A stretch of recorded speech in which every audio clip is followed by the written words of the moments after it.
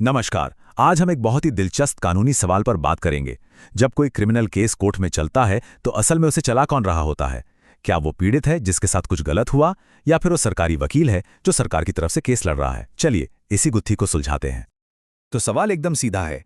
एक criminal trial का असली बॉस कौन है? स्टेट प्रोसिक्यूटर या विक्टिम? ये सिर्फ एक कानूनी सवाल नहीं है, ये सवाल तो हमारे जस्टिस सिस्टम की नींव से जुड़ा है। आइए देखते हैं कि हमारा कानून इस पावर बैलेंस को कैसे देखता है। तो चलिए सबसे पहले समझते हैं कि जो स्टेट का मुख्य वकील होता है यानी पब्लिक प्रोसिक्यूटर, उसकी भूमिका क्या है। कानून की किताबों में उनकी शक्तियों के बारे में आखिर लिखा क्या है, ये जानना बहुत जरूरी है। अच्छा, तो ये पब्लिक प्रोसिक्यूटर आखिर होता कौन है? देखिए, ये वो कानूनी अधिकारी है जिसे सरकार नियुक्त करती है। उसका काम सरकार और जनता की तरफ से क्रिमिनल केस लड़ना होता है। यहां एक बात समझनी होगी, वो सिर्फ पीड़ित का वकील नहीं है। नहीं, वो पूरे समाज का प्रतिनिधि है। ऐसा इसलिए क्योंकि कानून ये मानता है कि कोई भी अपराध सिर्फ एक इंसान के खिलाफ नहीं, बल्कि पूरे समाज के खिलाफ होता है। अब इस पूरी व्यवस्था की जड़ कहाँ है? ये हमें मिलती है भारतीय नागरिक सुरक्षा संहिता 2023 की धारा 338 में। ये वही नया कानून है जिसने पुराने क्रिमिनल प्रोसीजर कोड यानी सीआरपीसी को रिप्लेस किया है। और यही कानून तय करता है कि कोर्ट में केस कौन चलाएगा और कैसे चलाएगा। और कानून के शब्द, अरे वो तो बिल्कुल शीशे की तरह साफ है। इसमें लिखा है कि मामले का प्रभारी लोक अभियोजक या सहायक लोक अभियोजक अभियोजन का संचालन करेगा। यहां करेगा या शैल शब्द पर ध्यान दीजिए।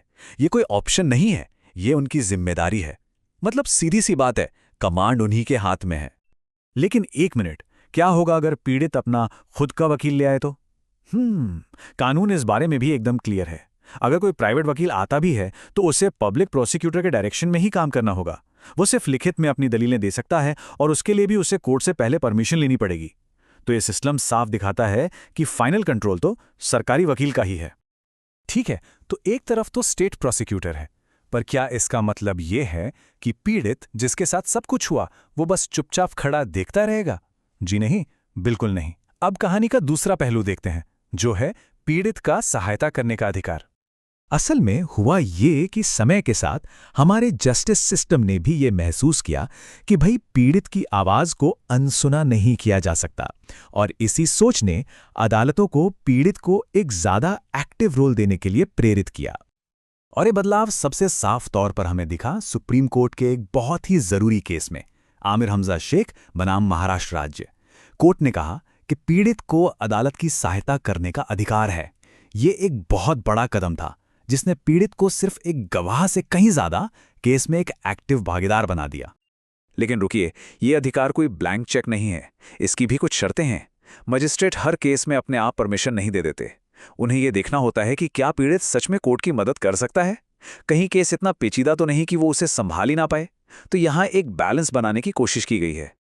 तो अब सबसे बड़ा सवाल ये उठता है कि पीड़ित का जो प्राइवेट वकील है उसकी लक्ष्मण रेखा क्या है? वो आखिर क्या कर सकता है और क्या नहीं कर सकता? कानून ने इन दोनों के बीच एक साफ लकीर खींच दी है।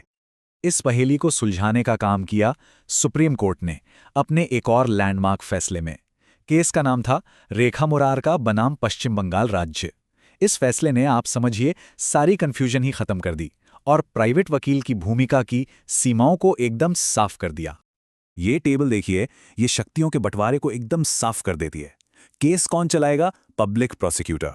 कोर्ट में बोलकर बहस कौन करेगा? Public prosecutor. गवाहों से सवाल जवाब यानी जिरहा, वो भी पब्लिक प्रोसिक्यूटर। तो फिर पीड़ित का वकील क्या करेगा? वो प्रोसिक्यूटर की मदद करेगा और हां, कोर्ट की इजाजत से अपनी लिखित दलीलें पेश कर सकता है। बस ये लाइन बहुत क्लियर है। तो चलिए अब इन सारे धागों को जोड़कर पूरी तस्वीर देखते हैं। ये एक बहुत ही नाजुक कानूनी संतुलन है जहां हर किसी की भूमिका एकदम तय है और सिस्टम मिलकर काम करता है।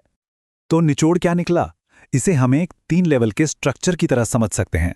सबसे ऊपर नंबर 1 पर है स्टेट, जिसे रिप्रेजेंट कर रहा है पब्लिक प्रोसिक्यूटर। फिर दूसरे लेवल पर आता है पीड़ित, जिसके पास कोर्ट की मदद करने का एक मान्यता प्राप्त अधिकार है। और सबसे आखिर में तीसरे लेवल पर है पीड़ित का प्राइवेट वकील, जो सिर्फ एक सपोर्टिंग रोल में है, वो भी पब्लिक प्रोसिक्यूटर के अंडर। तो संक्षेप में कहें तो ये एक ऐसा सिस्टम है जिसे लीड तो स्टेट ही करता है, लेकिन इसमें पीड़ित की आवाज के लिए भी एक जगह है। हाँ, वो जगह लिमिटेड है पर सुरक्षित है। ये बैलेंस इसलिए जरूरी है ताकि न्याय सिर्फ किसी का पर्सनल बदला बनकर ना रह जाए, बल्कि पूरे समाज का हित देखें। और आखिर में एक सवाल जो सोचने पर मजबूर करता है, क्या ये सिस्टम सार्वजनिक न्याय और एक पीड़ित की अपनी निजी लड़ाई के बीच सही संतुलन बना पाता है? इस पर जरूर सोचिएगा।